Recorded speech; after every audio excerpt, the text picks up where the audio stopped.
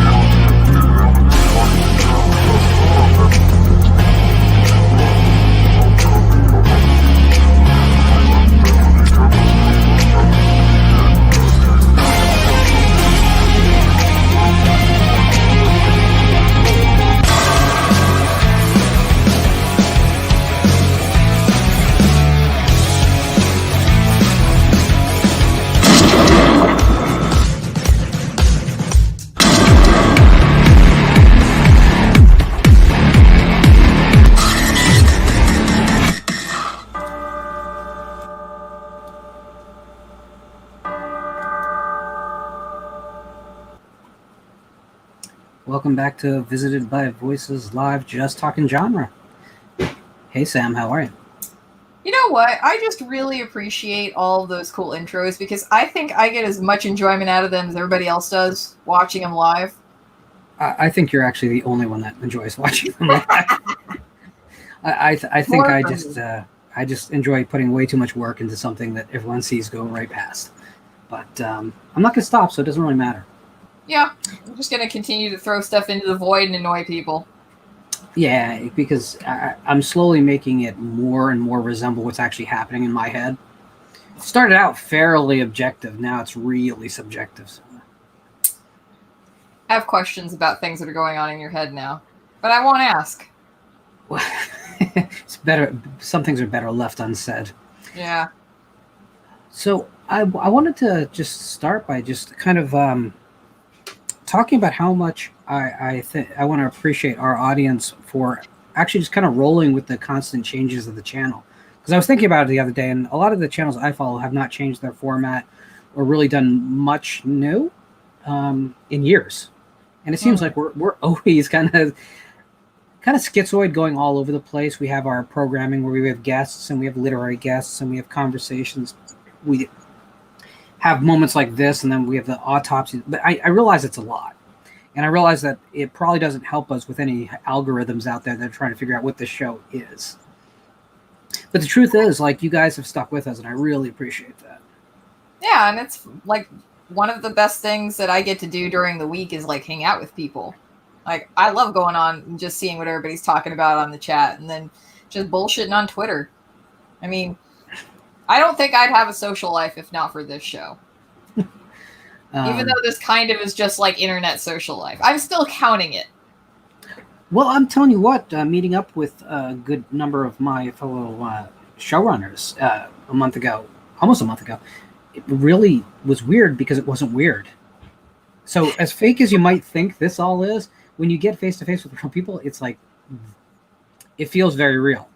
So as much as I always scream about us living more vicariously these days than in real life, maybe that's a simplification because it felt real, and we didn't need to reintroduce ourselves to each other. It just was. Yeah, pick up from the last time we saw each other. One time was on a screen, one time was face to face. So I think this is a real thing. It's just the way things are going to be. Maybe we are in the Matrix now. Maybe this is the Matrix. I don't know. I mean, I'm really trying not to think too hard about stuff like that, about like the fact that we are pretty much stuck in the Matrix, because, you know, think about it, when we have our social media personas versus like our real life personas. You know, if we all watch social media at once, would we all become unplugged from the Matrix? What would happen? That would be so fucking weird. I guess that's going to be what happens when the apocalypse inevitably comes and we have no internet. Well, you know, actually, I know this is leaning into hard solipsism, but it's really not. Where it's really going is that Bible story about the Tower of Babel. Yeah. It's funny because as we have more avenues to speak with each other, we're doing less actual speaking to each other in the real world. So what happens when our communication methods are vanquished from us? Are we going to be able to communicate and understand each other at all? I think that's a great place for a horror movie or novel to start, because I think social interaction is dying. Yeah, it absolutely is. I rarely go out and socialize face to face with people. Pretty much all of this is just the way it is here, but as we've gotten so many more methods of communication, our communication is suffering, seriously. We're just becoming more and more polarized with each other. We're not finding more common ground. We're finding less of it and just becoming more tribalist. I completely agree with that. I would. Do you think that it's because more information is available to us and we're discovering that we're more different than we thought? Or do you think it is that we are becoming micromanagement of what we consume to such a degree? Like, there's no more passive entertainment. We have to search for something, or it has to be suggested by an algorithm, that we're just kind of launched into these positions, like on different sides of the stratego board, that like we're being manipulated by our own interests into being at war with each other. Not necessarily, although algorithms do play a part of it. I think it's a little bit simpler. I think it's just our lizard brain, our lizard brain functioning ahead of our rational brain.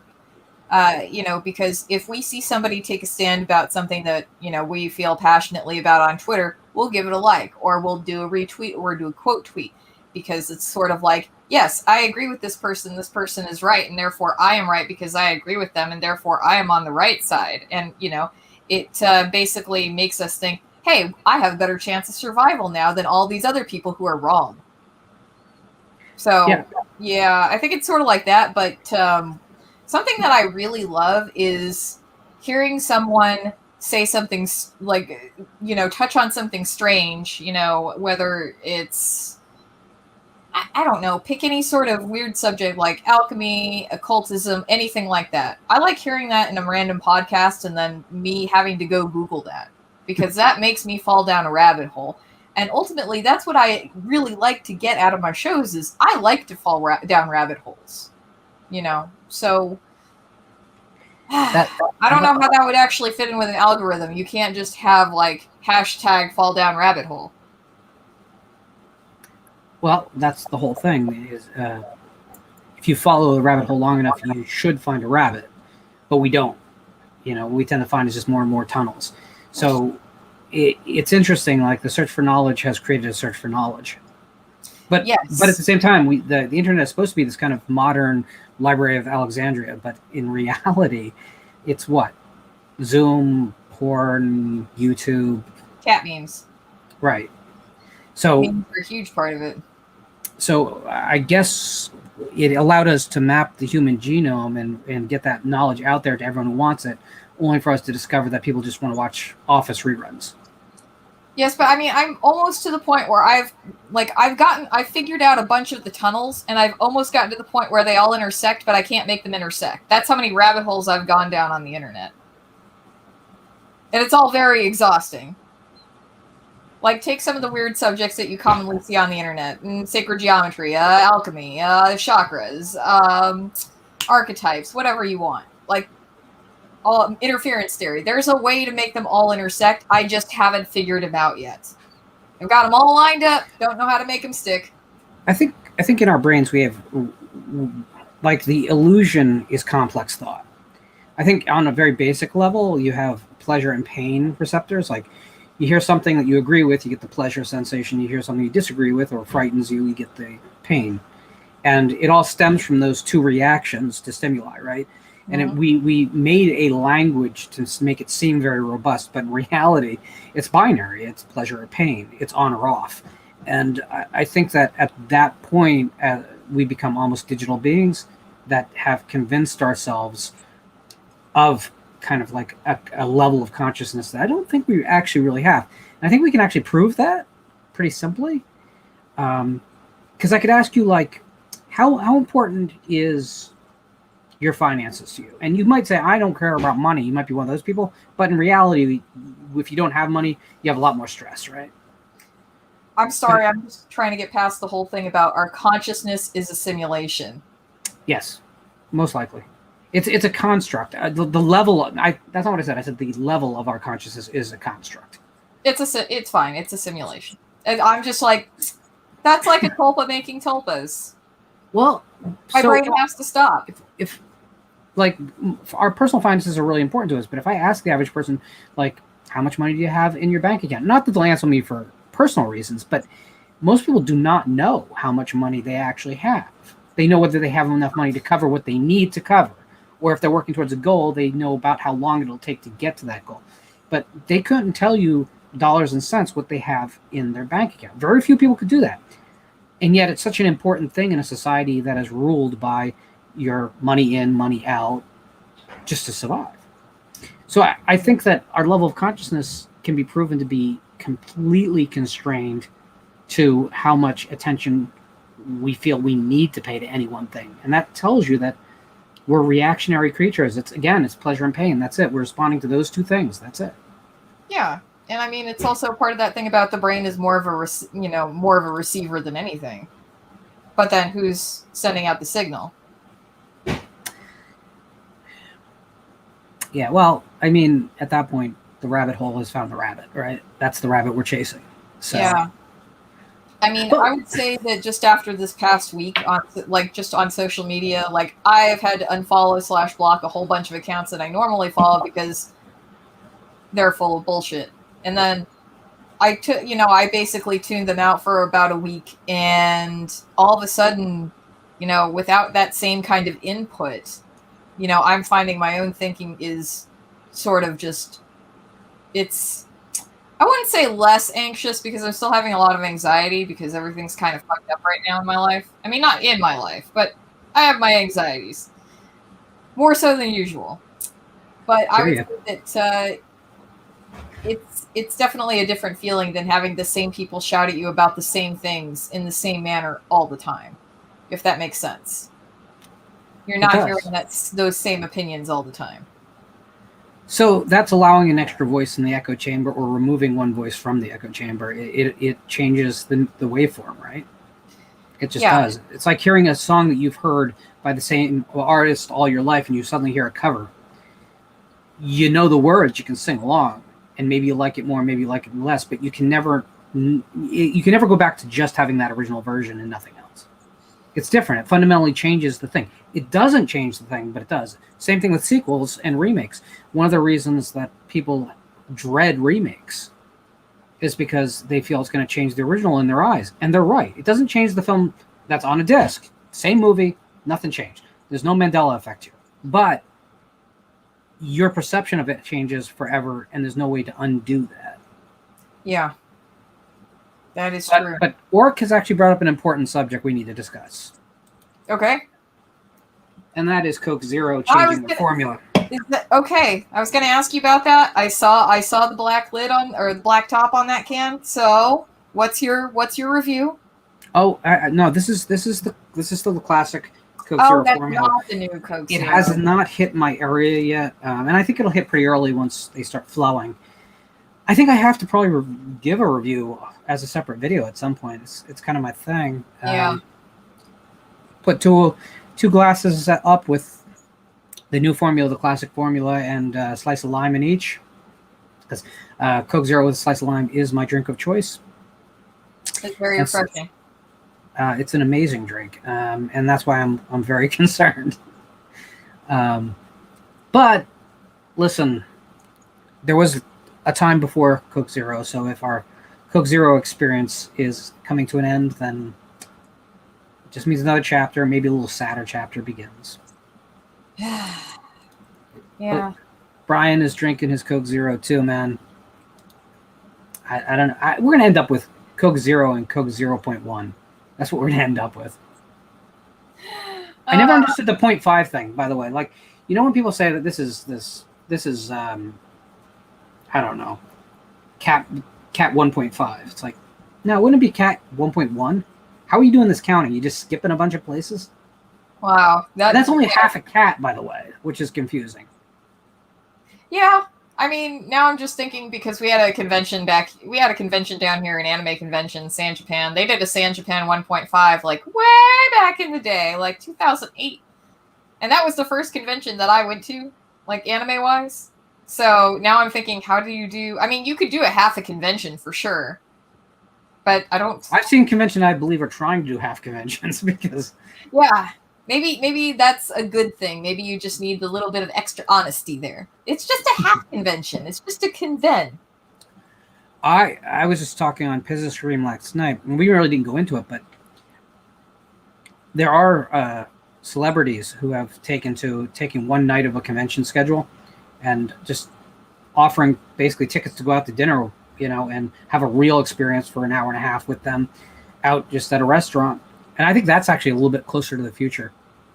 Like, yeah. I think conventions with the big convention draws, your Robert Englund's, your whoever, they're going to have to get on a point where you buy a 3-minute slot, and either you're there for that slot, or you're not. And if you're not, hey, that's on you.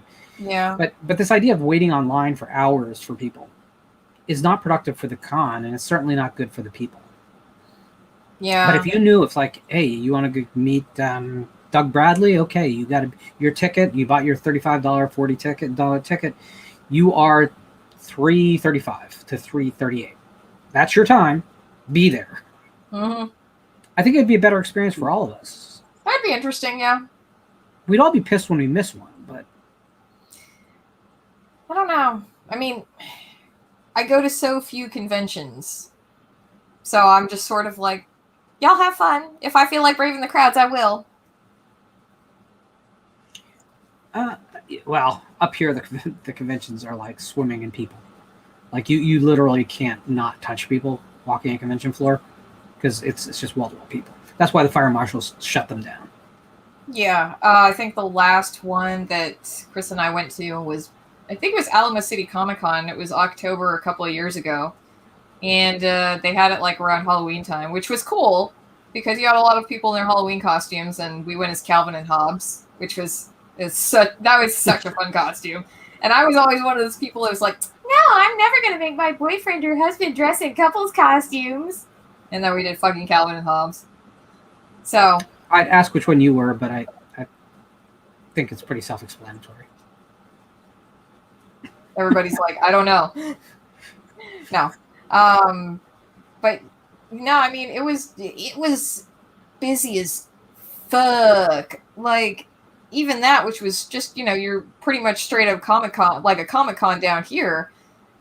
Dude. And, it, you know, I mean, it was just, there were so many people everywhere. It was exhausting.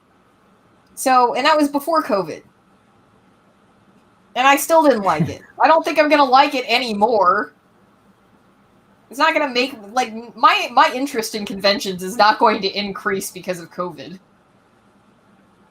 It'll either stay steady or just die off completely. Oh, I mean, I think that people are at a point, whereas COVID or no COVID, this they got to get out. I think people are losing their minds. Legit. Yeah. No, actually, no, I love, oh man, I've really enjoyed, like, leaving the house now that more stuff is just open in general in Texas, and it's just, like, down here it feels normal. I don't know what it's like outside of the state, because this is, you know, it takes me too long to leave the state anyway. I always carry a mask in my pocket, but I very, very, very rarely have to use it. And I very, very, very, very rarely feel like I need to use it. So I mean, I think that's good. And I mean, I'm fully vaccinated. I'm comfortable. Listen, I can get hit by a bus too, right? I'm not walking around wearing a big padded suit to avoid the bus accident that could take me out either. But I just think that it's not a political thing to me, right? It's just a matter of people have to do what they have to do to just exist sanely.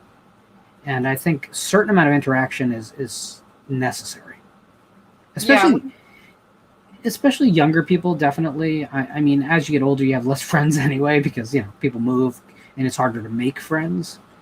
But young people, I feel like I couldn't imagine growing up during this thing. No. Yeah, I mean, kids these days are always on their phones. I mean, even before, I don't know why I sounded like Fat Albert. Kids these days are already on their phones all the time. This was before we had any of the pandemic stuff, and it was already negatively affecting them. And now, without any actual face-to-face interaction with their friends, it's like, what do you do? That would, I can't even imagine that, because, I mean, I got to go to high school every day and socialize with people. I saw those motherfuckers every day. I can't, these kids, fucking spent a year of their lives not seeing their friends, not being able to, function as people. They're just avatars, essentially, and it's just, they're still developing. Yeah. I feel so bad for them. That's, and and it's like people telling them, oh, high school's the best years of your life. They're like, I spent it at home in front of a computer screen. Yeah, I mean, look, we all spent high school in front of the computer screen as soon as, school let out, because it's like, what do you do after you're done hanging out with friends? You go home and get on AIM and talk to your friends. Duh, it's the same thing as if it was the generation before. What do you do after you get home from school? Get on the phone and talk to your friends. My Commodore 64 wasn't attached to the internet. Did you have a phone? Not in my room, but in the living room we had a phone. Okay. Then you had a phone to talk to your friends. I wasn't a very popular kid anyway. That's a big shock, I know. I'm sure you had friends that you talked to after school, though, at some point. Yeah, but I mean, this was landlines. I mean, cell phones were not a thing when I was in high school. I mean, they were, but unless you had government clearance for the nuke codes, you probably didn't have one. Yeah, so that's true. So I wanted to kind of get your input on the coming change in season and getting back to Halloween. Because the spirits should all be opening within the next 2 weeks. The Halloween Adventures, if you're lucky enough to have one near you, should be opening shortly. All your department stores are getting their Halloween aisle filled out right as we speak. Your Michaels are kind of being aggressive this year, which I'm very happy about. I'm very pissed at Home Depot because they're only going with their own stuff, and they didn't have anything licensed this year, and it's all kind of lame. But what are your plans? I know it's ridiculous to talk about Halloween when it's not even August yet, but you know what? This is the world we live in, and I need to look forward to something. Okay, well, you're gonna be pleased with my response. We already have our Halloween costumes. They came in last week. We're good. We're ready. Because I'm gonna be Carmen Sandiego. I'm gonna be Carlson Samiego. Oh, wow! It's so good, right? It's so good. So. And because honestly, what Chris and I have been wanting to do forever is we just we're at the age, we're adults. I'm 36, he's 38. We want to give kids Halloween candy, and we never have trick-or-treaters because we've been living in apartments forever. So now that we actually have a house and we're in a neighborhood that has a fuck ton of kids, we're totally excited, and we're going to be that house for Halloween that goes all out because it's we don't have no kids. But we want to, we want to do it upright. We're very much looking forward to it. And Chris is going as Where's Waldo, which is going to be the easiest game of Where's Waldo ever. Ever. And he tried on the outfit, and it is the funniest thing. He looks adorable. It's so charming on him. So we're ready to go. Like, do you have a Halloween costume ready or anything like that planned? I think I would know what I want to do, but I never buy something. I always build something if I have a place to wear one. But that's gonna see if I can pull it off because it's pretty ambitious. Um, no, did you see though? This bit got me very excited. This was in a grocery store that had their Halloween candy row going up. Wasn't completely up yet. There were still some steel shelves that were empty, but Pez this year have bags of miniature Pez dispensers with a roll of Pez, single ones that you could give out as Halloween candies. Nice. Awesome. Like what kind of dispensers? They're all like ghosts and witches and cats and pumpkins. Yeah. And it's a big mix. That is like the best house on the block right there. It was pretty legit. Like, I'm not a huge fan of Pez the candy because sometimes it's like if you don't get it right, it's already, like a pebble. I hear you. It's the consistency of a pebble. I will eat Pez. Like, I'm fine with it. It's just, if it's stale Pez is like eating a pebble. But we have not seen any sort of Halloween candy yet down here, but we haven't looked for it, so it's kind of our bad. The only thing that I saw, like, we went into a Michael's, and this Michael's was not being totally aggressive with it. They had their Remax stuff up, which is normal, but, like, when I worked at Michael's, like, I remember, it was, like, beginning or middle of July, we would, have to set all that Halloween Remax stuff. So I'm just sort of like, okay, well, I mean, y'all got some of it out. There's also just still a lot of leftover summer stuff, and on clearance they're trying to push out.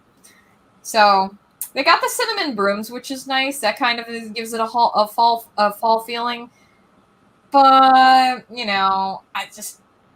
I need to see the big fake ass pumpkins, and then I need to see those at Michael's, and then I'll be more on board. So I traditionally am anti-inflatable, cartoonish looking Halloween yard decorations. But I'm willing to hear an argument. What do you say? Okay, what's your argument? Because do you like them? I'm kind of meh on them because I think there are a lot of things that you could do that are more interesting than the inflatable yard decorations. But, and I say this because I saw one at Target, and it's like a little Jaws one, and it's got the legs of somebody sticking out of the shark's mouth, and I was like, yes, okay, that I would put on my lawn. If I see something and I'd be like, okay, that would go on my lawn, then yes, I'm for them. But in general, I'm just kind of, I can take it or leave it. I really don't care. So Apollo has an actual real question like show that's a part of our regular programming. Halloween decorations are important. Yeah, they are, and we'll get back to them, I have no doubt.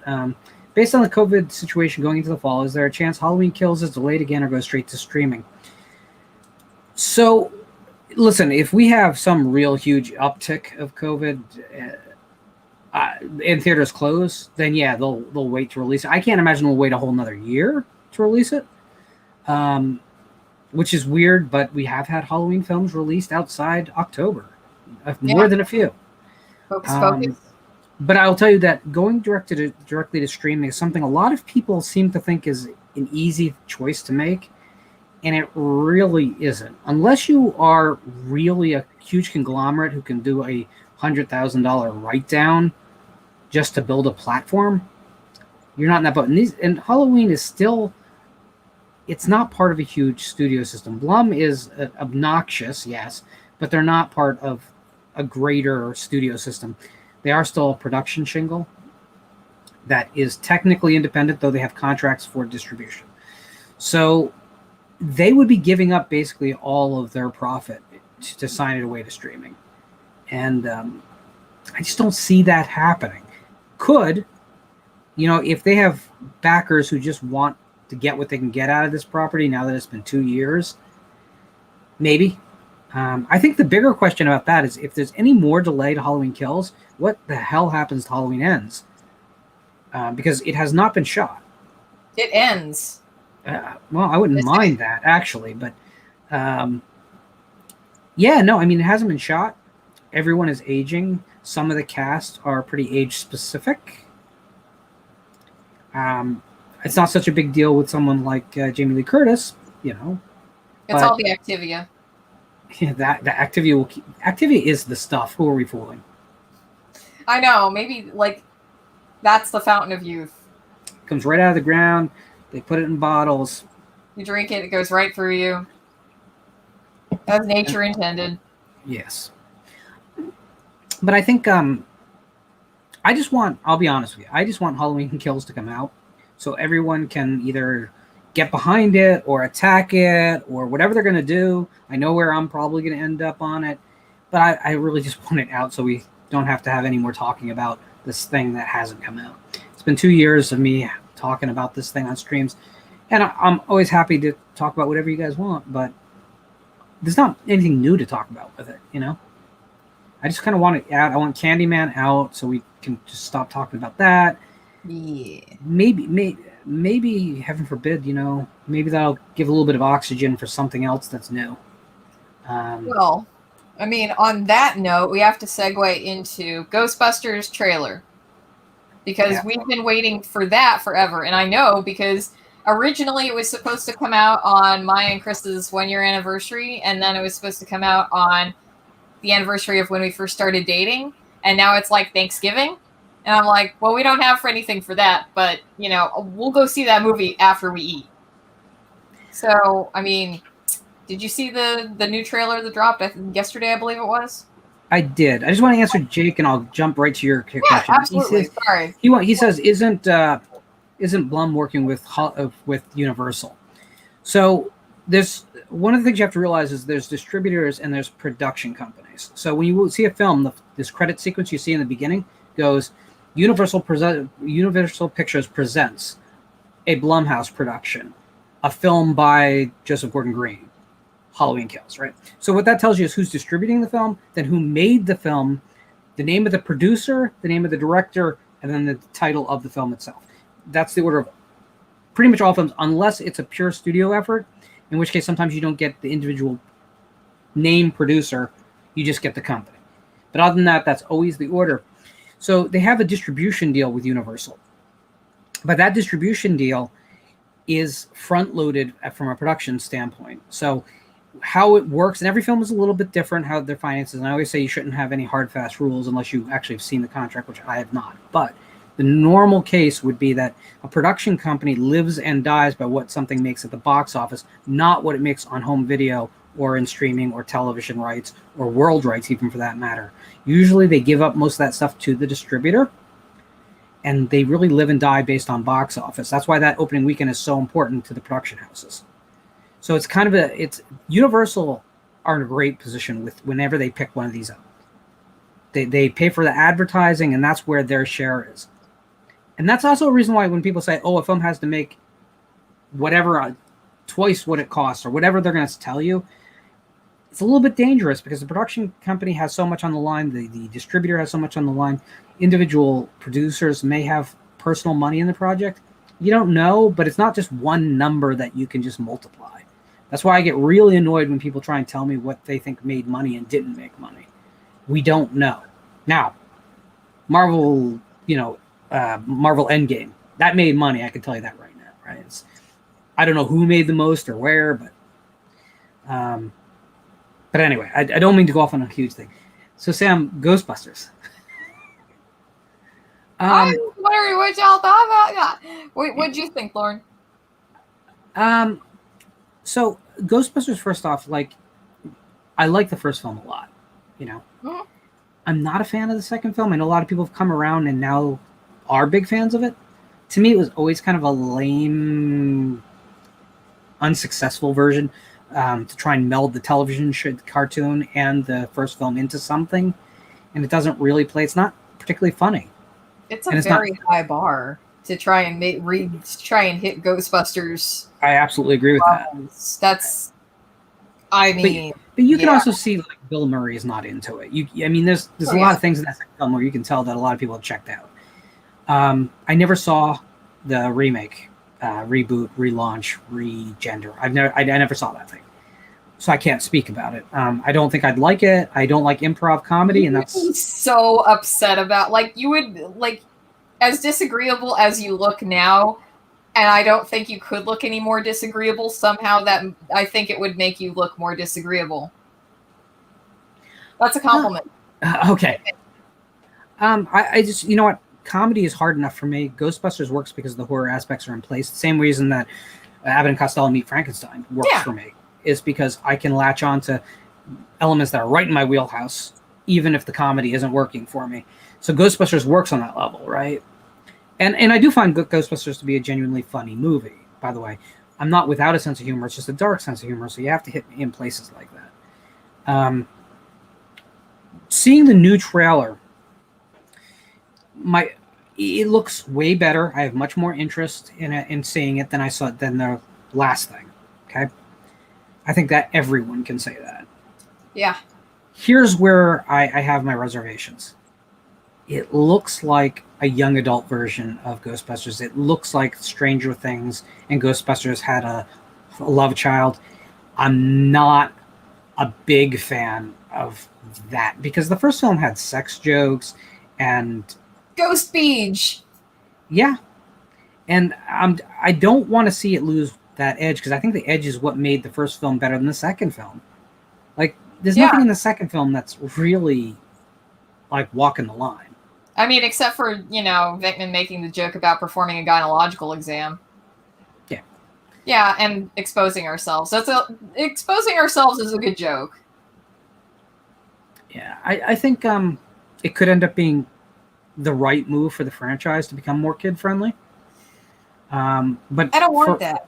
Either do I, but it doesn't really matter what we want. At this point, I think the age group that they're after is buying Halloween costumes and the inevitable video game tie-in. So I think that's what they're after, and that might be a very smart move. But it's weird because I just don't see it.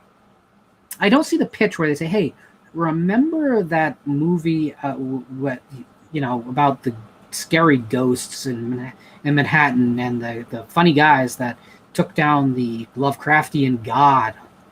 Let's make it into like something for kids." I guess the cartoon did that, but that cartoon is actually pretty effectively still horror for a younger group. I didn't really see that in the trailer. Yeah, it really does, have the Stranger Things vibe to it still, but I am more hopeful about the movie than I was. I'm just, it was nice seeing Annie Potts in there, but it didn't give me 100% confirmation that she's Egon's wife. And I'm just like, if I don't get that, I'm gonna have a problem. But it's like, who else could it be? There's literally nobody else. I just don't let Janine end up with Lewis. That's all I want. Like, Janine spent 30 years scheming to get Egon into bed, and it's like, you finally did it. Come on, give me that payoff. I think it's funny because I always said, like, if you wanted to reboot Ghostbusters, what I said to do is just make an animated film. Do the real Ghostbusters on the big screen, and all the fans would be okay with it. And that way you don't have to get Bill Murray back because you can get the guy who did the voice for the cartoon. I'm pretty sure Lorenzo Music's dead, though. Is he? Oh, wait, Dave Coulier. No, I'm sorry. I mixed up my Venkman voice actors. But my point is just I think fans would embrace it wholeheartedly. Because it's a nostalgia play, right? If we're being honest, it's not like...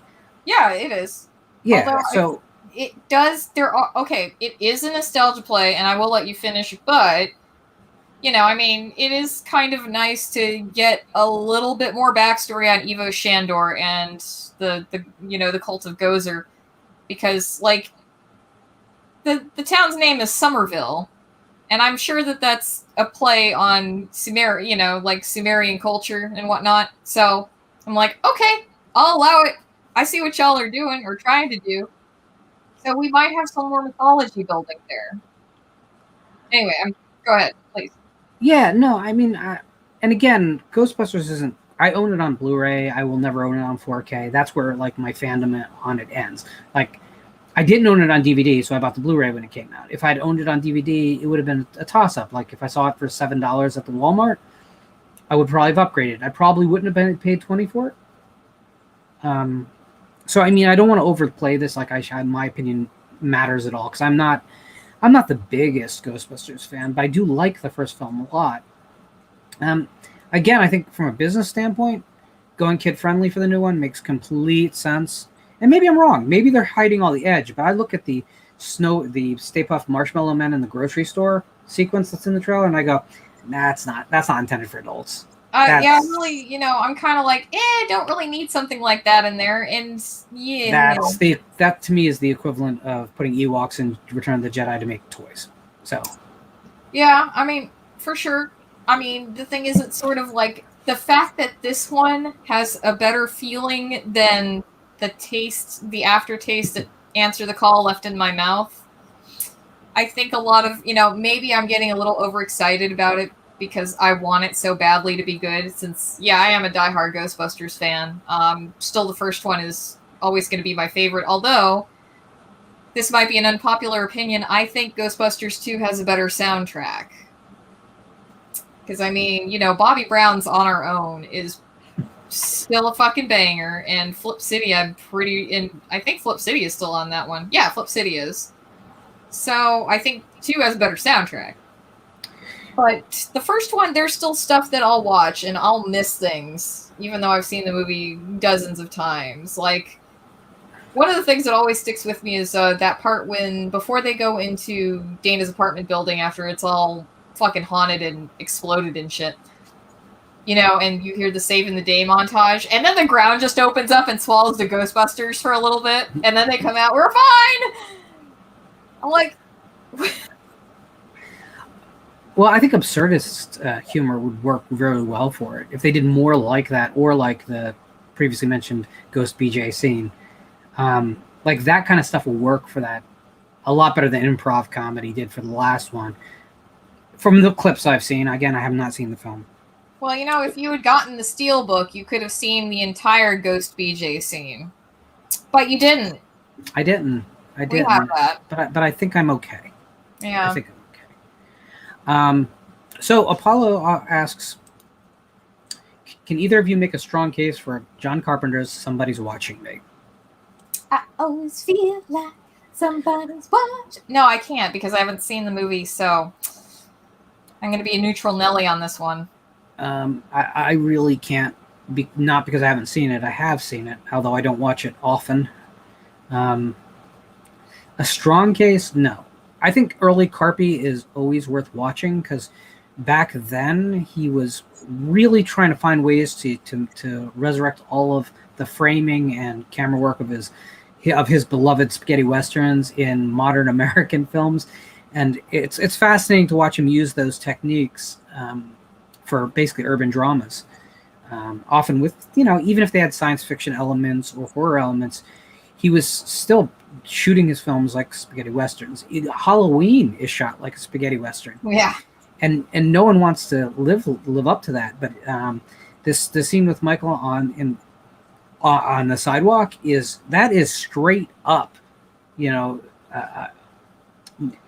gunfight in the town square at noon. I mean, it's the framing that he loves is from the films he loves.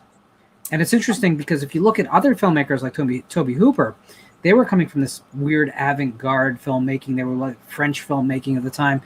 So you get all the strange angles and fluid camera motions. And Carpenter was like, nope, we're setting the camera down and we're going to work on making sure we have the longest aperture pull known to man.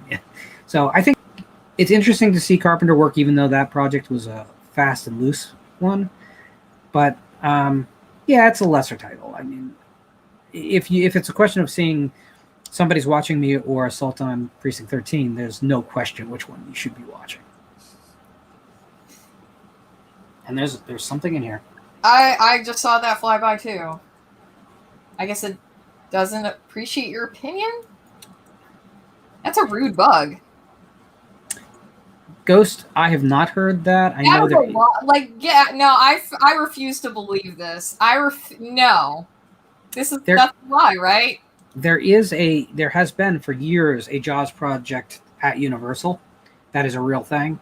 But there's been so much weird misinformation over the years about it that no one seems to know exactly what they're doing. It looked like it was going to television at one point as a I don't know what they call it when there's like 7 episodes and that's the whole series. Limited run. I guess, yeah, a limited series of some sort.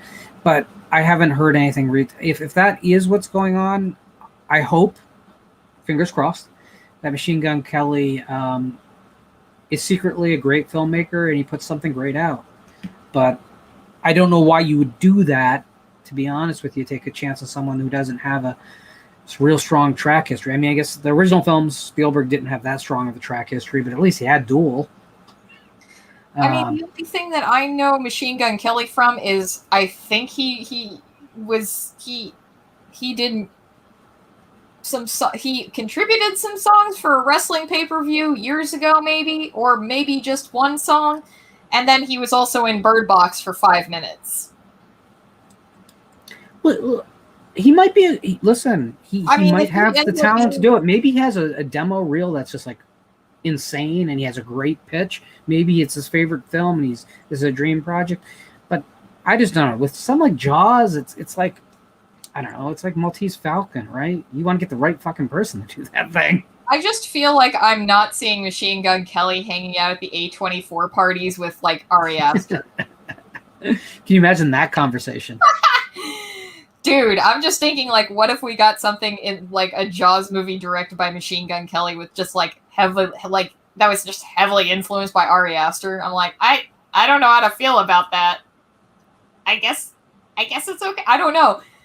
It doesn't work in my brain. That's a weird internet rumor.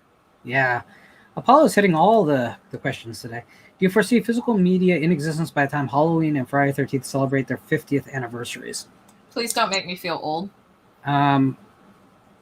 So we're talking about we're right now 6 years from Halloween? Is that right? 7 years from Halloween, celebrating its 50th. And 9 years from Friday. So I think the physical media conversation is one that I think people, they're very invested in their side on it. And whenever people get really invested, they tend to believe, when they hear something that feeds it, they glom to that. And when they see something that rejects their point of view, they try and find a way to dismiss it. The truth is the business has lost, either depending on which source you're using, 83 or 84% of the total dollars as an industry over the last 5 years. Okay? That is a fact. That's not something that we can spin.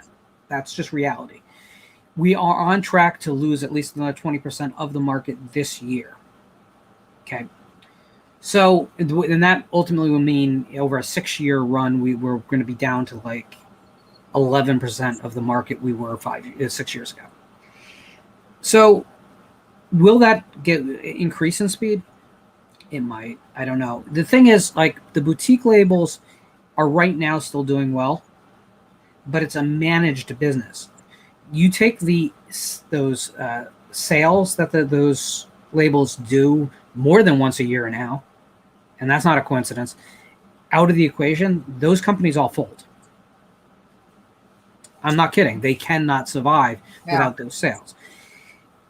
As retail space becomes more scarce for the mainstream players, they're going to be out of the business because streaming is actually way more profitable with less exertion of anything on the entire distribution chain.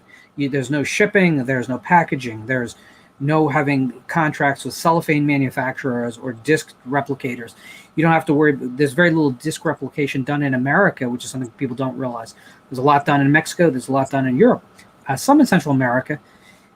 The truth is that product is ordered digitally, then shipped over to America, where the packaging is finished, and then it's sent out to the store shelves. In the case of digital distribution, streaming, they encode the movie, they load it to a server, and the servers are already set with all the infrastructure they need to deliver it to the customer. So from their point of view, Physical media is a losing issue, and they're not going to wait very long after it's no longer profitable. And we're frankly, we're really already there. So what you're saying is invest in physical media. I'm saying get the titles that you want on physical media now, but also as you're doing it, get the titles that you don't think have an easy home on streaming. I'm a big fan of 30s horror. I know everyone knows that. Where's that stuff going to be streaming in 10 years? I'm not talking about the Universal titles, okay? Yes, Bride of Frankenstein is going to be available.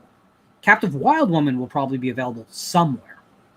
But, there's films like Congo. Where's that going to be? Where will be the Drums of Jeopardy? Will that have a place out there? Will a adventure horror film from 1934 have an easy home in the streaming world, especially considering that as my age group, in 10 years, I will be nearly 60. God, I feel old. Who's marketing towards me?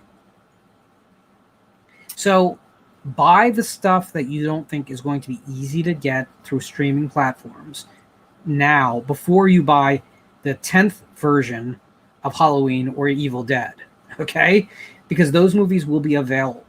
And this is really about you having the ability to watch your favorite films.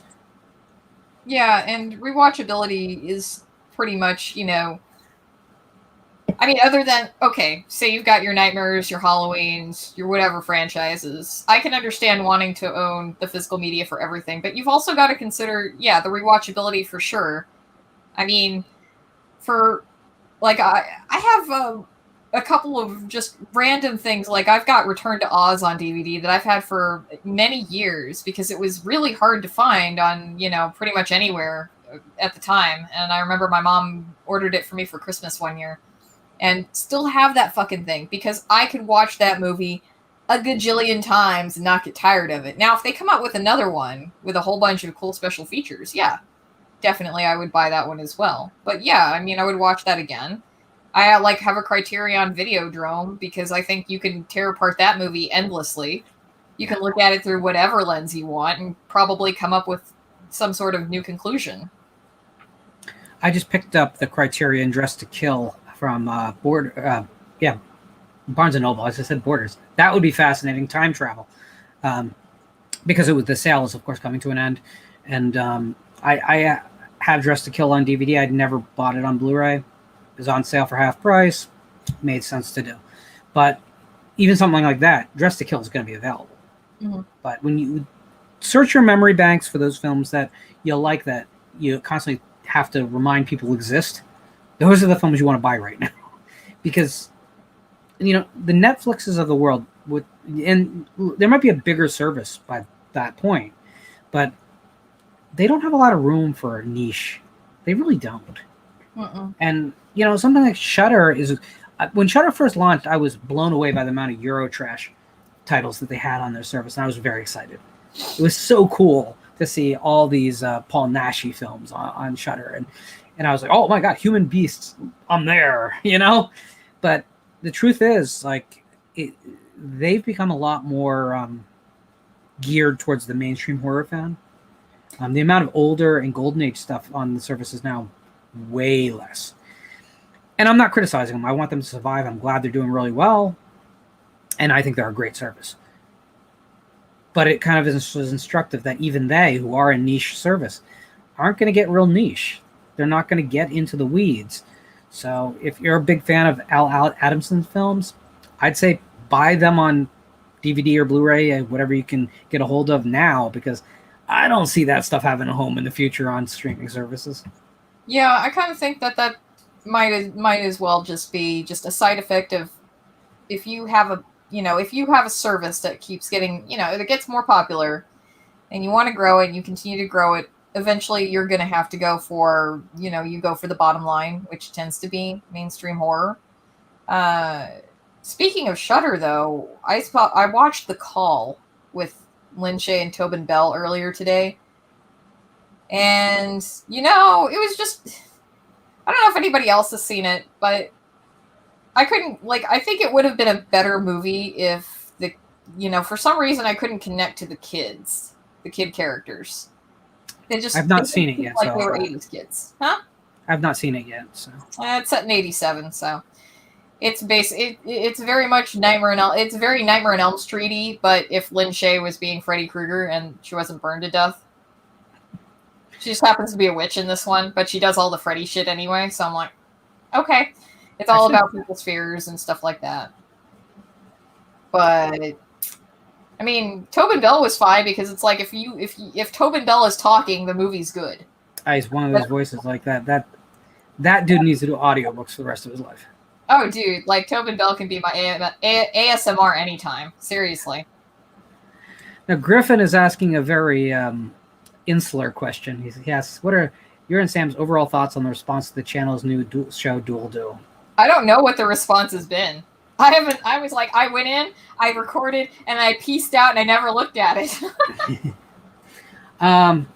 It's doing okay for viewership. It's not disappointing. It's not a runaway hit on the channel either, but it's the first episode. I'm devoted to doing 3 of them before I really evaluate whether it's something that you guys want, and you guys will let me know. If you guys haven't watched it, then there's probably a reason. But maybe it was just those 2 movies, so the next one we'll do different movies. We'll see how it does as a concept. Did get some really great feedback that people really like the concept. I'll say this. So like Obscurity Report is asking a group of people to watch 1 movie. Dual Duel is asking them to watch 2. So that's by sheer math, it's double the effort for everyone involved. So that's going to be a concern too. I really want this channel to be about something, about a lot of things actually, but about something. I don't ever want you to go away from this channel not having gotten anything out of a show. That's my big fear, is that it just becomes fluff. We all have our channels that we like because we like the people, but we kind of know their format and we're kind of just watching and because out of habit. I don't want this channel to be that. Now, if you are out there just watching out of habit, still keep watching us out of habit because I need you. Yes, continue. We need the likes. Yeah. That said, the most shocking thing is, Sam, that Gary Bronbeck episode is now over 2,600 views. That's fucking wild. Can we just like stop? Can you like pull it from YouTube once we hit 6,900? I'm thinking that he's our good luck charm, and we need to have a lot more, as much Gary as he'll give us. Well, you know what? If he wants to come back on, that's a great opportunity because we did just get a new kitten. Yeah, and that's right. I'd love to see the new kitten. There you go. So Gary, should if you're I go watching, down and get the new kitten? You can if you'd like. Should I have to wait? I should wait and hear it from the crowd. Yeah. Well, let's see. Are they all about the kitten? That sounds like a Limp Bizkit song. I know. Let's see if Matt wants any kitty porn. Ooh, I don't think you want to say that out loud. Yeah, with T. K-I-T-T. What? Never mind. You know what? It's like that 90s metal band. What? It's like that 90s metal band. Jake said he saw something on Shudder called Adoration, which he dug. Haven't seen that either. You guys are throwing out titles for me. That sounds interesting. Big Crack Rock says he's advocating censorship everywhere he goes, so his collection's value goes up. I can't do it, man. I can't do it. I'm anti-censorship to my bone, even as a joke. And Jake also says you're just gonna have less people for Dual Duel, I think. Well, that's possible. But you know what? There are 2 movies, so maybe. I don't know. Well, that's also the reason I didn't want to have an 8-person panel for it too, right? Because how long would that take? Oh my god, I know. I'm almost like you could not fit that into an hour. Dan says Gary Bronbeck definitely needs more eyes on him, so I'm glad the show is doing well. By the way, guys, if you do want to pick up Gary's stuff, Raw Dog Screaming Press has a number of titles that he's one of those guys that unfortunately a lot of publishers whether you're talking Leisure or other folks have come and gone and left some titles kind of in flux for him, but Raw Dog is stuck with him, so they definitely deserve your support. So check those guys out. And Griffith says, I'm just pleased wait until Dark got more exposure. Yeah, that was pretty legit for sure. Yeah, you know what? That's what I really want out of the shows is people to discover stuff that maybe they have overlooked. Or you hear, hey, Audrey Hepburn was in a thriller horror movie. Would most people just roll their eyes and go, most people who are like, hey, Friday the 13th Final Chapter is my favorite film. You're thinking, I'm never going to like this Audrey Hepburn flick. The news is you're probably going to love it, right? If for nothing more than Alan Arkin being a badass villain.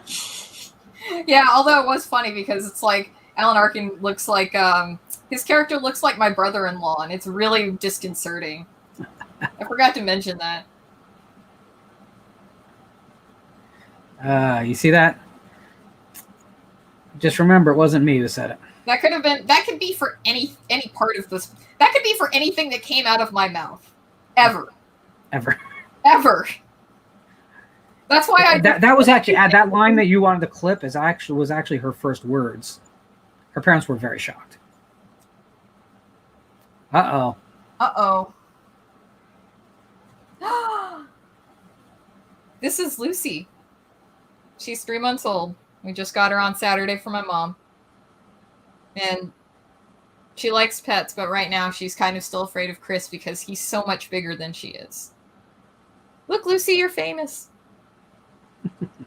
Hey, Lucy. She's like not having this. She's like, okay, give me back to the giant now. Dan is asking, have you considered an authors on film concept review with, say, special guest Ramsey Campbell? Like you're saying Ramsey Campbell reviewing La Sin Nombre, the adaptation of The Nameless? Possibly. You know, the problem, and this is maybe a little bit of too much inside baseball, you guys don't see the conversations that go into booking guests for this show, or for any show, probably.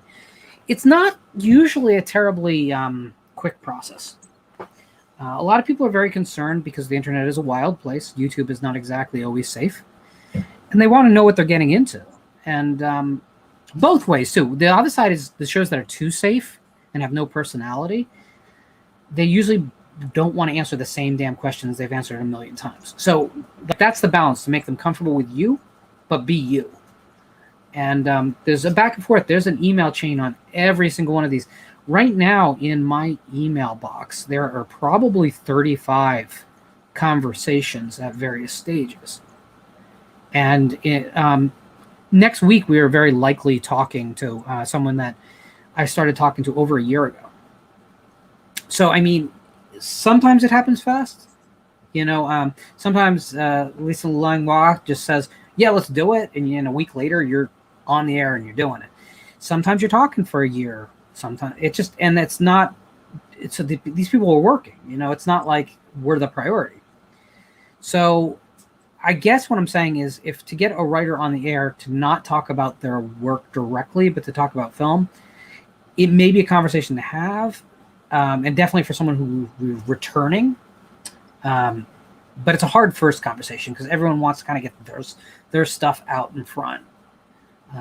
Even though, if you have noticed, people, I make sure the show is not just about promoting like the new shiny object they're trying to sell. We always have good conversations, and then they get their opportunity to hawk their goods. It is true. We are pretty good about that. Stone wants to know what we think of the trailer for Edgar Wright's One Night in Soho. I still haven't seen Baby Driver. I definitely haven't seen that trailer yet. The title is very misleading. Okay. It's not about a baby who drives. Is it during the day, or is it not in Soho? Oh, no, I'm saying that Baby Driver's title is very misleading. Oh, okay. One Night in Soho looks fine. It looks... I guess here's the thing, like, Edgar Wright has that hyperkinetic, deep film look to all his films, like pure cinema, right? Yeah. And I like that he does that for the modern age, because he's one of the few practitioners for the modern age of that. I'd say that Oliver Stone flirted with it, but then backtracked off of it, right? In the 90s, he was all about trying to do that kind of thing, and now he's not.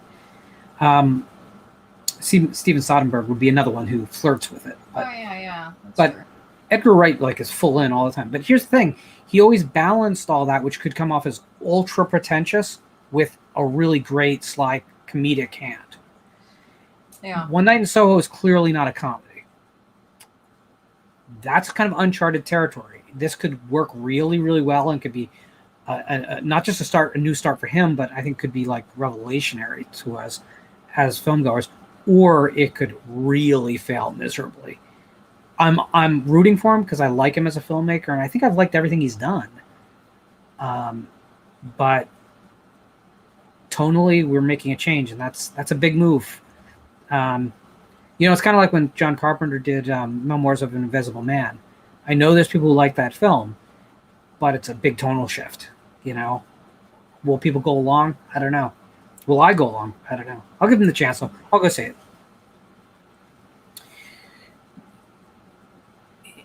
it. Jake is saying, if I could look like any villain from any movie, it would be Alan Arkin from Wait Until Dark.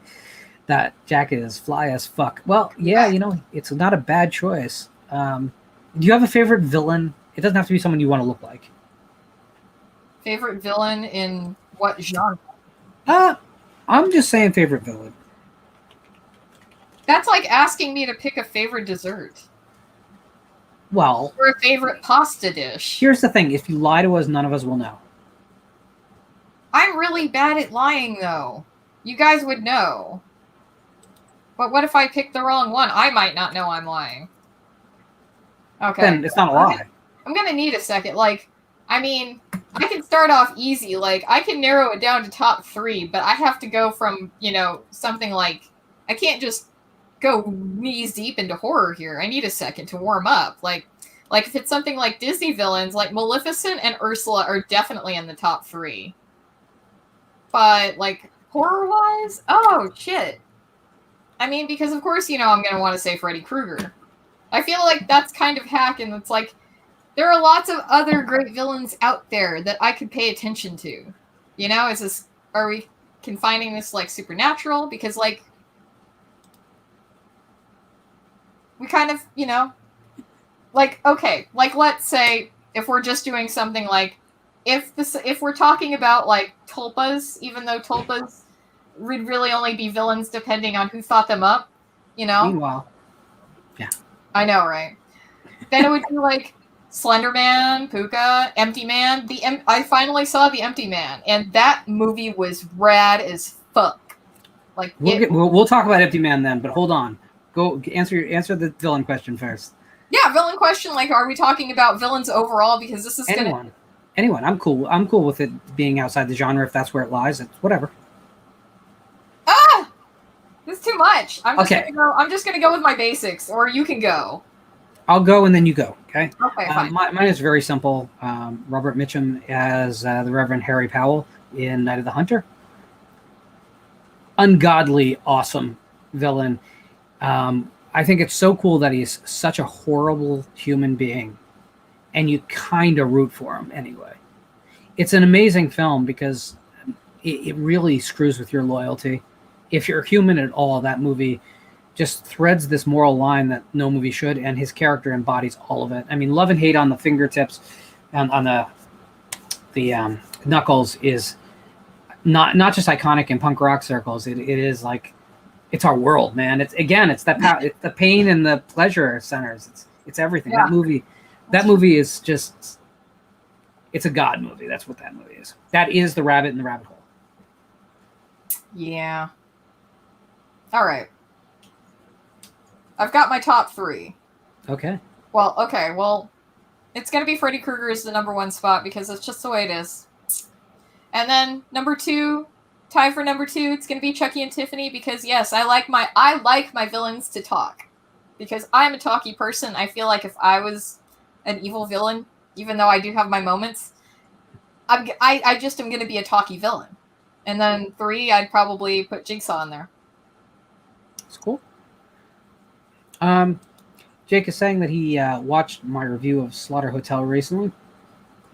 Have you seen the film though, Jake? It's a wild watch, especially if you do buy that Blu-ray from Vinegar Syndrome. It's not Vinegar Syndrome. Who put that out? Did Raro put that out? Someone put it out. That is when you get the full uncut with all the hardcore inserts in that movie. which is not how I originally saw it. Very different movie. It's a great piece of Euro sleaze. Awesome film. Definitely worth it. And Kinski, right? You can't go wrong. Tasha is giving some love for Lucy. Aw, thank you, Tasha. Baby Driver is my least favorite Edgar Wright, says Jake. Baby Dryer, that's a different movie. A Baby in a Dryer is a completely different movie. And it was still pretty good. Oh, then he fixed it. Driver, there you go. We all do that. I liked Baby Dryer better. Baby Dryer. Big Crack Rock is reminding us to hydrate. I've got some Liquid Death mountain water over here. I know it looks like Modelo, but it's not. It's like, there we go. Oh, where's my camera? I don't understand how computers work. And Jake is saying his favorite villains are Harry Powell from Night of the Hunter and Rickley from Silent Partner. You know what? That's a good call, too. I have never seen Silent Partner. Oh, the opening of that movie is a masterclass of anything. It'll make you watch anything. They could have put anything after the first 10 minutes, and you'd have to watch the whole thing. Stone is saying, I love Tiffany so much, I'd let her kill me. Lol. We all Unfortunately, I think he means the Tiffany that covered Locomotion. My age. Why would you say that? Yeah, whatever. Chucky is the only slasher villain who got the anti-treatment hero, and it actually worked. Yeah, that's a really good point. But I think Jason almost. I'd actually say Leatherface and Leatherface 3D. It works. I mean, I know people don't like that movie. I do, but I think finally doubling down on the fact that people keep invading his house. It's kind of brilliant. I think that movie does a lot of things that doesn't get credit for. I know the timeline's all funky with it, and yeah, that's a thing you have to deal with. But outside that, I think that movie does a lot right and needs to be reevaluated by a whole lot more people. Yeah, I'm going to have to get in on that. I need to go back and just start at the beginning of Texas Chainsaw and go all the way through. Dan just picked up Born for Hell from Severin. Tell me how that is, sir. Born for Hell. Interesting. And Laundry says, I even have Liquid Death merch. It upsets the house ghost when I bring it home, though. Yeah. I think it's just the reference to death. Maybe they're a little touchy about it. Especially because they're like, it can't be liquid. I'm over here. I'm a free-floating vapor. It depends on the ghost, I think. I don't want to paint with a wide brush. What if there are there liquid ghosts? Can there be liquid ghosts? Who's to say? I mean, the spectral realm is the spectral realm, right? Yeah, I mean, ectoplasm exists, so technically couldn't you be just like a puddle ghost, Or you just kind of creep along on the ground? I certainly hope I don't become a ghost. You'd be so blasé about the afterlife. Oh my god. Oh, no, it's like, forget about it. No. Griffin's top you got your 3... sweet mullet back. Oh, man. Griffin's top 3 villains are James Mason from North by Northwest, Ben Kingsley from Sexy Beast. That's a good call. And Boris Karloff from The Black Cat. I just watched The Black Cat on Svengoolie. They showed it this week. I don't know if you were watching. You know what? We need to appreciate Svengoolie for a second. It is the last great horror host show, I think. Not that there aren't a lot of great horror hosts out there. We featured a couple on this show, actually, over the year and a half or so. But Svengoolie is worthy of the Mount Rushmore of horror hosts. And I mean the traditional horror host. I'm not talking Joe Bob Briggs, which we all love Joe Bob. But we know that his gimmick is different, right? Yeah. That's more like a criticism of the film critic. Yeah. Whereas the traditional horror host is it's just full-blooded, like Saturday matinee, nostalgia for your youth, watching around a UHF channel, middle of a Saturday afternoon thing. And damn it, we need him. And I love that he has a national platform, and he's the only one who does anymore. That's kind of great. That's kind of amazing. Who would take up the torch after that? don't think we. There's some local guys, and there's a lot on the internet, and a lot of people are doing really great work. I should one of these days, actually, on one of these streams, just go through some of my bookmarks on YouTube, because there's some really people who are doing some really good work. But on the national stage, I don't think there's anyone. No, I mean, no, I can't. I wouldn't say. I mean, thank God for the internet. Like It's the best and worst thing in human history. Yeah, I know, but we wouldn't have access to all these alternative shows. It's just basic, like not basic cable. Fuck. Oh, I can't think. It's like the UHF stations if you were in a really good market. Yeah. Basically. Combined with the video store, combined with a really great radio station. Yeah, it can be all those things. And it can also be a time suck that makes me not productive when I'm trying to produce, the next novel. Jake says that Texas Chainsaw 3D was a tipping point for me. He hasn't liked a single Texas Chainsaw Massacre film since 2, and 3D was the final straw. Dude, I'm going to ask you to let your feelings kind of level out over the coming years and give it another chance at some point. I think there really is more to it than certainly its reputation. Is it awesome? No. But what it is really, really a return to form in a lot of ways. Besides the remake, which I also think is solid, there's not a lot in the catalog after 2 that I would stand up for either. So I'm with you. But 3D is, I think, the best of all those later sequels. Better than the other film called Texas Chainsaw 3. So we have some love for Silent Partner now from Griffin. There you go. Mike, he feels terrible. He thinks he's got the dreaded coronavirus. But which variant? Collect them all, trade with friends. Laundry says, my top villain is Mr. Rabbit from the U.S. version of Utopia, because what he's doing is so realistic they canceled the show's 2nd season, and they had to put a warning in front of episodes. I remember hearing about them having to get rid of Utopia, but I never saw it, because I didn't have access to HBO at that time. I've never seen it. I don't watch a lot of television, though. Mike also says he's sick, but he really did like Texas 3D, so thank you for backing me up on that. Sean McManus has joined us and says, good evening, everyone. That is, you're like 5 hours. How many hours are you away from us? Because it is deep in the night for you, sir. And you're still with us anyway, so I appreciate that. Jake is saying that Silent Partner is a masterclass in suspense building. Smart protagonist, smart villain, great twist, just awesome. I agree. Big Crack Rock says 3D is stupid, but I like it. I don't think it's as stupid as we give it, as we say it is, though. It's stupid in the way all classic slashers are stupid. I don't think it's more so. Mm-hmm. A lot of people saying hello to Dan and Jamie. So hello, Dan and Jamie. Dan's been with us a while. I think Jamie just jumped on. All right, we've caught up to the chat. Is that an amazing thing or what? Woohoo!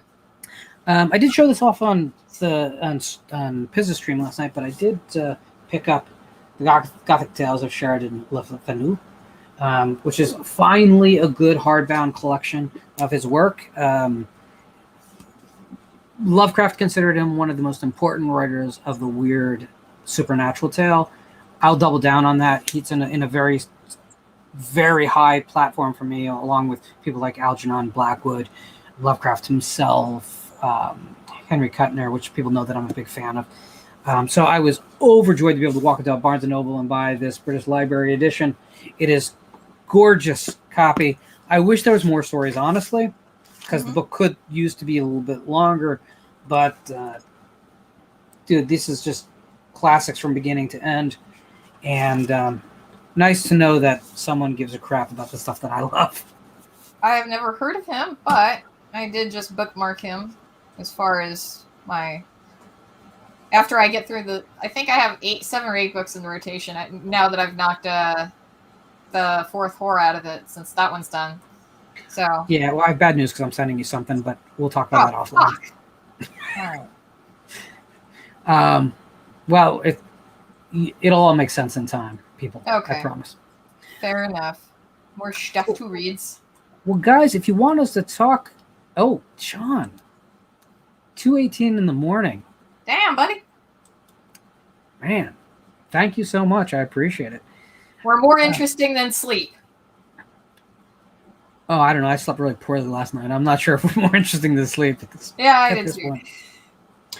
If you guys want us to opine about anything, get it in, because we're at an hour 20 right now. We'll probably go just another 15, 20, and we'll call it an evening. But, these shows, I say this every time, but I always doubt we have enough material to cover them, and it always goes super fast and easy. Oh, no. Yeah, I watched, besides Empty Man, I also watched The Apparition, which was like Dark Castle's second to last movie. I had no idea it existed. And man, that was rough. Like, I think when they cast Ashley Greene, they thought they were getting Anna Kendrick. They're like, hire the girl from Twilight. Her name starts with A. And they're like, Ashley Greene. And then it turns out, oh no, that's not the one. Apparition had a great trailer. It had this amazing trailer that convinced everyone to see, and it's half a movie. The trailer's great. It literally just kind of ends. The trailer's great. The trailer is all the interesting parts of the movie. But, the movie itself is... even if you're trying to understand the pseudoscience involved, it doesn't make any sense. It's like Ghostbusters science, though. If you had incorporated something like a psychomantium into Ghostbusters mythology, I'd be down with it. But in this movie, I don't think they're using it correctly. I don't know. As far as I know, it's, like a little room that you use to... usually it's fairly dimly lit and you'd have a mirror in there and you'd use it as a scrying device, which I think, a lot of horror movies have done that correctly. Like I think it's Friend Request. It's not Unfriended. It's the other movie about social media horror. I'm pretty sure it's Friend Request where they use a computer screen as a scrying device. And I'm like, yes, that actually could work. And that was kind of cool. That movie's a hot mess, but you could probably get me to rewatch it easily. I think the problem with that movie is it came out around the same time as Quiet Ones, and I love the Quiet Ones. I legit think Quiet Ones is... It's a minor masterpiece. I'm not going to say it's a major masterpiece, but I think the editing and the pacing of that movie is stunningly good. And the actors all around are amazing. Okay. And yet it gets ignored. It's a Hammer production since they reformed. It was what they followed Woman in Black with. Oh, damn, yeah. I guess that would be right around the time, yeah. Yeah, definitely if you haven't seen that one. So we do need to talk Empty Man. We do. It was awesome. Okay. Besides the fact that, I have a tulpa fetish apparently. So I'm super interested in anything that has anything that, is centered around thought forms. But then the movie itself was just creepy. And what I really liked about it is it was so fucking long. That movie is 2 hours and 17 minutes, and it did not feel like it was a drag at any part. And I was just like... Also, it was funny, my mom kept asking me, who wrote this? Who wrote this? Who wrote this? I've told my mother Cullen Bunn's name multiple times, and she'll never remember it. And that makes me sad, but then that just means I have to watch The Empty Man more often. I can do that. Absolutely. It's really just remarkable that I think it is a classic of the genre that when it came out was bashed so hard. It was torn apart by... Go back and watch all those YouTube videos from everyone that was reviewing it when it came out. All the big sites were tearing it apart.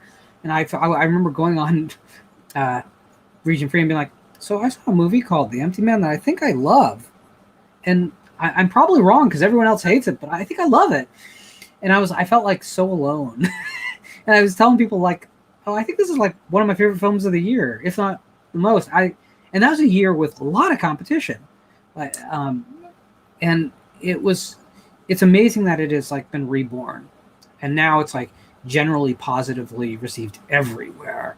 And, maybe sitting down and watching it, I'm like, wow, there's a lot of suicide, and yeah, the suicide is kind of spreading like a pandemic, so maybe it wasn't the right time for that movie. But like, look, guys, like that movie came out the day before I found out my best friend killed himself.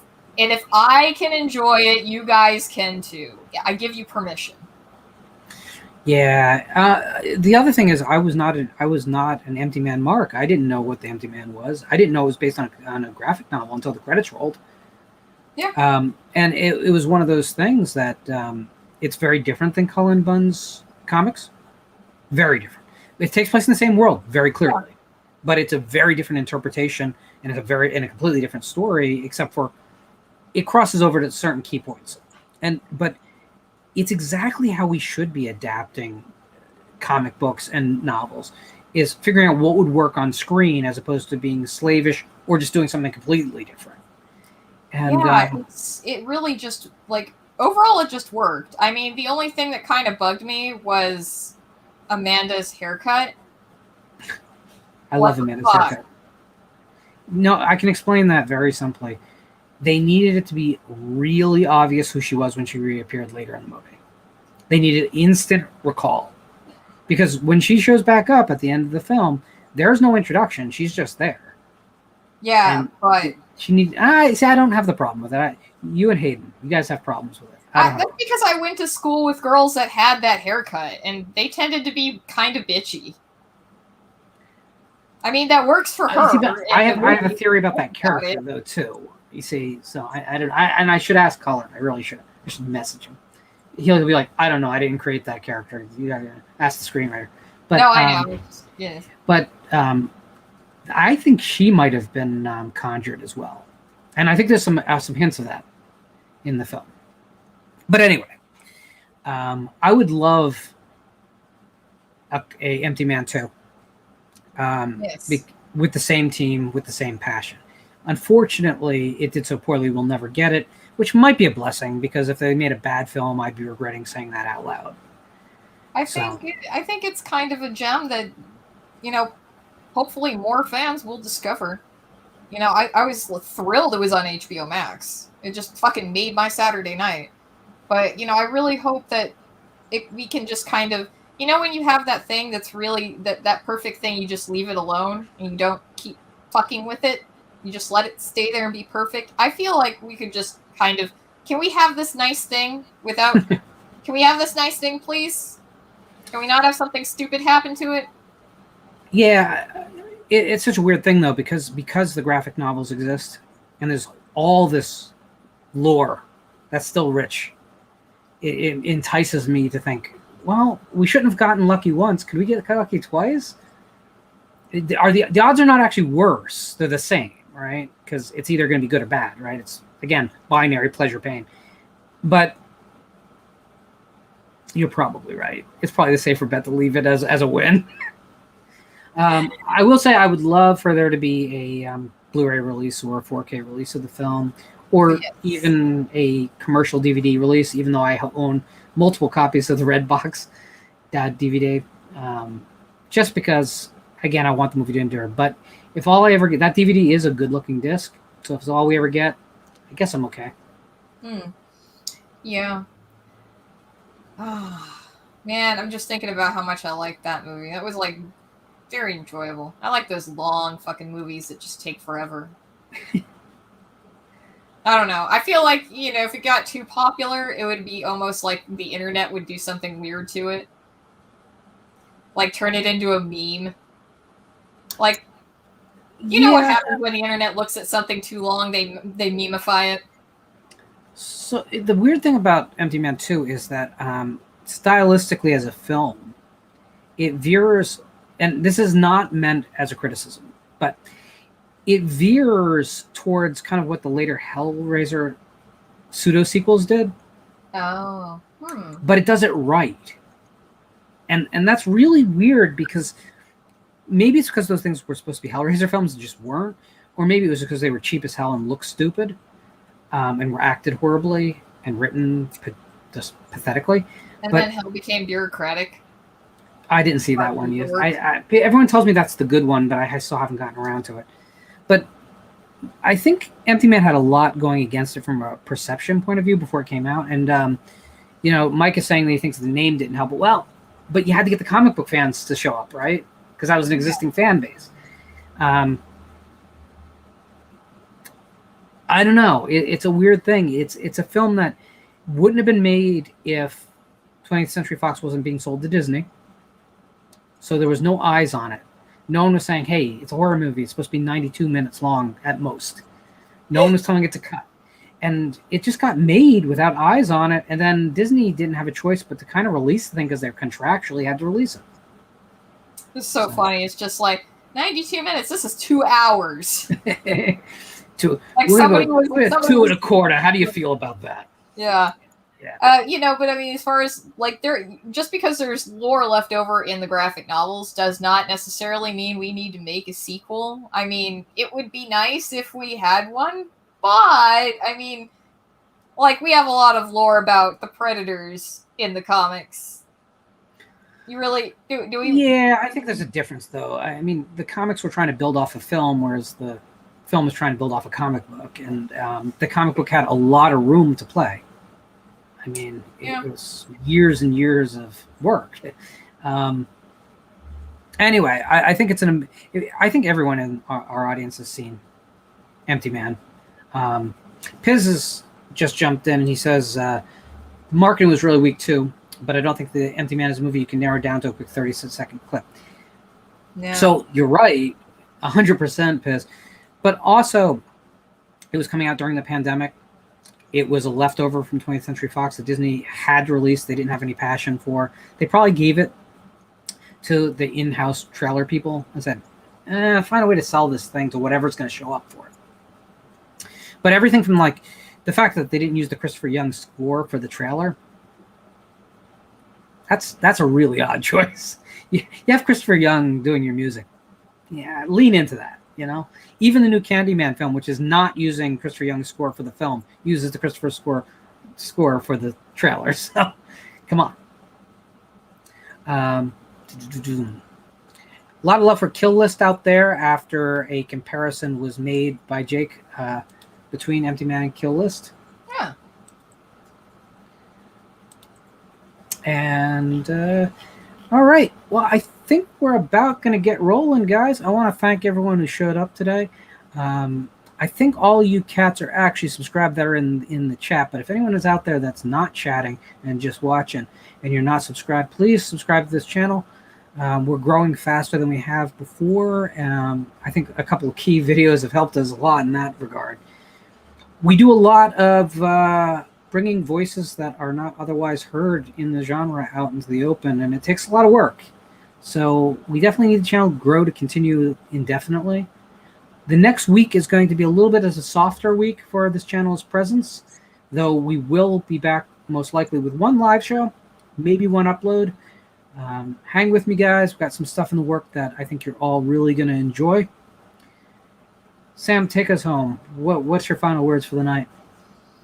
I have lasagna downstairs, so like the channel is going to continue to grow, and it's going to continue with me and this lasagna expanding my stomach. It's a lot of words, I know. I can't eat lasagna because it has cheese. Night, guys.